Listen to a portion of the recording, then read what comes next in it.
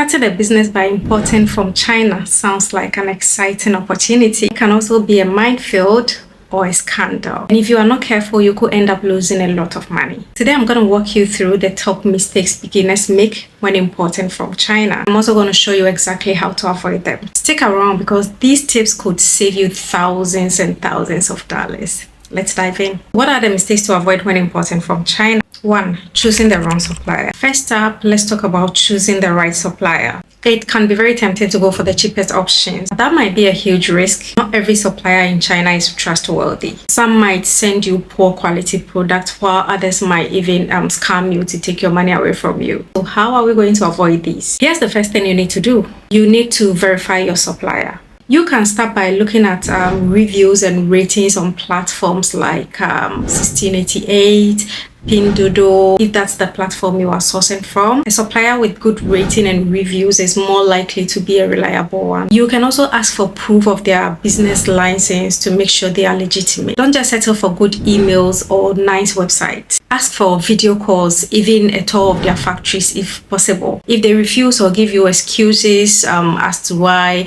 they cannot, show you videos or, video call with you to verify their factories and all that, then that's a huge red flag. You should know that it's a scam or a fraud. They just want to rip you off your money. And always remember that if a deal sounds too good to be true, then it's probably a scam. Next, let's look at something beginner more overlook.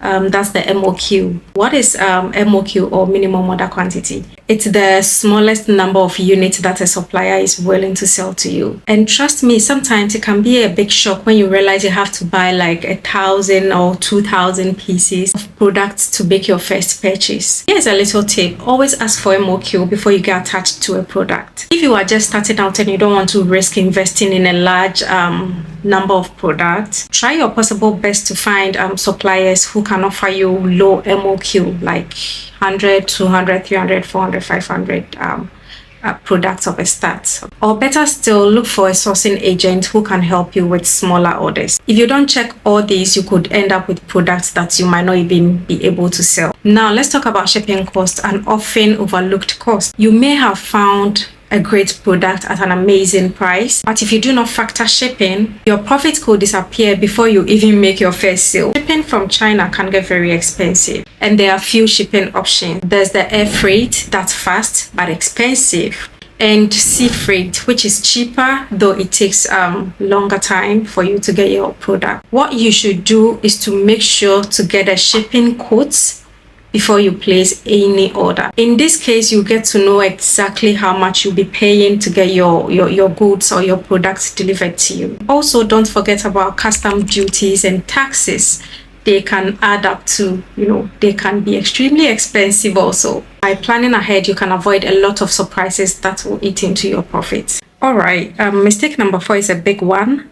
Skipping product quality check. Just because a supplier sends you samples doesn't mean the rest of your back orders will be perfect. Many new importers assume that everything will be fine once they receive their product, only to discover defects after the products arrive. This can be devastating, especially if you've already spent a lot of money. Here's what you should do to avoid these mistakes. Always request a sample before placing full order. But do not stop there. Consider hiring a third-party inspecting companies. These companies will check the quality of your goods before they leave the supplier's warehouse, saving you from receiving faulty products. Even your shipping agents can do those works for you. When they get to their warehouse, they help you check the qualities. If they are defects or faulty, they return it back to the supplier's warehouse. In that case, you wouldn't lose a lot of money, and then you get something small for your shipping agent for doing that job for you. A little extra cost for quality check control can save you a lot. Now, let's talk about payment. Many new importers or business owners make the mistake of using unsafe or untraceable payment methods. Payment methods such as wire transfer to unknown bank accounts can leave you very vulnerable to fraud or scam. Trust me, if you use this type of methods like Western Union, money transfer, bank wire transfer to an unknown bank account, you might never see your money again nor your goods. Here is some of the safest way to make your payments. If you are using apps or platforms like Pinduoduo, AliExpress, Express, Taobao, all those stuffs. You can make your payments through Alipay or even WeChat Pay or even PayPal for smaller orders if you have it available in your country. These methods mostly offer buyer protection, meaning if something goes wrong with your order, you have more options to get your money back. Next, let's talk about the market demand for your product. A lot of new importers get excited about a product, then jump right into importing them. But here's the case: just because you like a product doesn't mean it's going to sell. Just because you like something doesn't mean I'm also going to like it. Before you order anything, spend time researching demand in your target market. You can use tools like Google Trends, Amazon bestsellers, and even social media platforms to see if people are really interested in those products that you want to sell. Also, you may need to check out your competition to see how many people are selling the same thing. Doing this research will help you a lot to ensure you are investing in a product that have good chance of selling. Another critical mistake is ignoring customs and legal regulations. Let me tell you something. Importing is not just about, placing an order and waiting for your products to arrive. You need to know about your country's rules and regulations regarding customs and duties. You know about your country's import duties, taxes, and custom regulations. If not, you may need to do your research well, because that's one of the most important things that you will need to figure out before you even think of importing anything from China. You may be required to get special permits for certain products, and also some products might even be banned from your country. Always do your homework before ordering anything from China. By understanding these rules up front, you can avoid unexpected fines and long delays at customs. In our previous video, I was telling you how you need to master your act of negotiation to be able to deal with the suppliers and manufacturers when it comes to the Chinese market. And I was also talking about how you need not to overdo it. If by any chance you missed our previous video, I'm going to link it down below. You may need to watch it to understand this particular one. Prices in China are almost always negotiable, especially for larger orders. Don't be afraid to ask for discounts, free samples, or better payment terms. But what I really want to bring your attention to is the negotiation.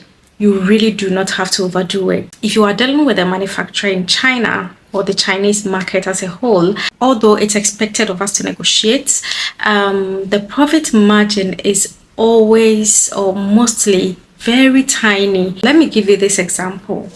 I am sourcing for this card holder here, and I was able to find myself a supplier or a manufacturer from China. According to them, the MOQ for this card holder is 1,000 pieces, and the unit price is, let's say, $2. I'll try to negotiate for a lower price, and the final decision from the manufacturer was, okay, let me do $1.8. That's the least I can give you. This is the trick most people don't get. Even though he said 1.8 was his lowest and the least he can afford, what you as a buyer can do for maybe a little reduction is to increase the number of products that you are looking for. So I can say, okay, can you do 1.5 if I order 2,000 pieces? That's a fair deal. But when you say, oh, I can only do $1.5 and still go for the 1,000 pieces, one thing with the Chinese people is that they will never allow you to send your money away.